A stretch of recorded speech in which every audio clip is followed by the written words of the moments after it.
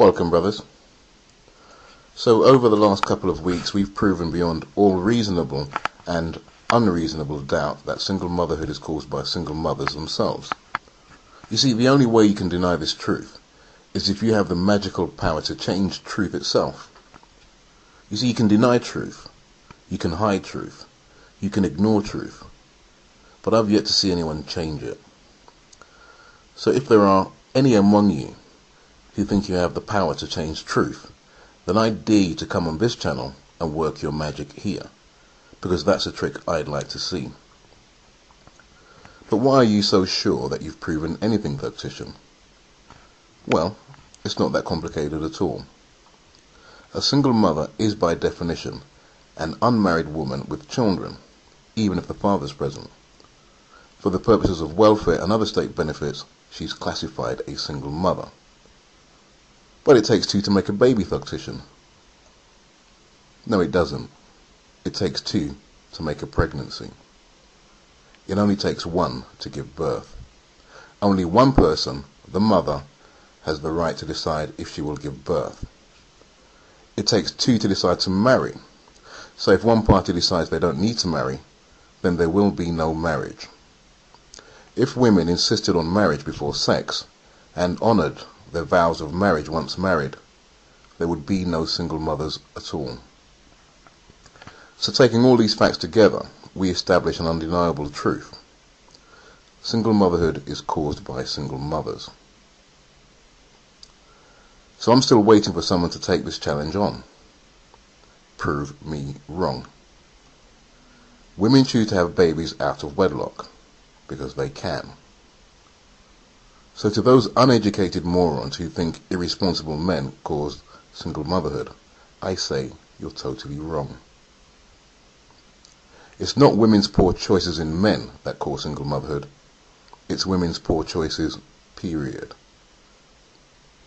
Women are making poor choices from start to baby.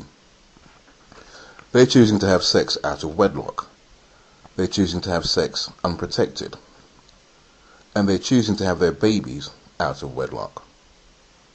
This is a chain of choices all made by the woman, none of which were imposed on her by anyone but herself. So I issue my challenge again. Prove that what I've said is a lie. Prove it.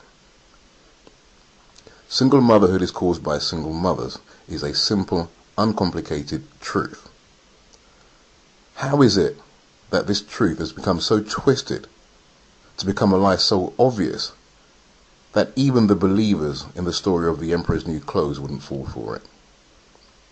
It just shows how quickly a witch hunt can start and spread in a society. And who's at the centre of this latest witch hunt against irresponsible men and so-called deadbeat dads? Women. Whenever there's a witch hunt, you can be sure that a woman's always the source of it. Women were the main accusers in the Salem witch trials. Women were the main accusers in the lynching of many black men. Here in the UK, in the First World War, women started the White Feather campaign to shame conscientious objectors, not cowards or deserters, but simply men who refused to be conscripted on some moral ground.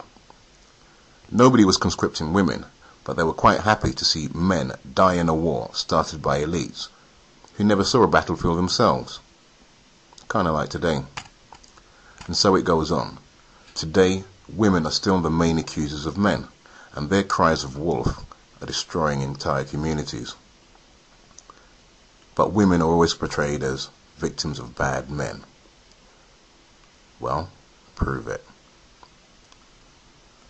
So until someone does, I've proven beyond all reasonable and unreasonable doubt that single mothers are single mothers by their own choices.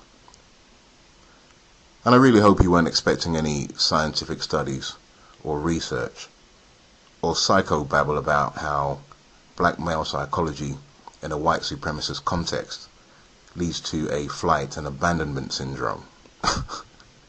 You can fuck off with that, man. You see, on this one, the truth tells itself.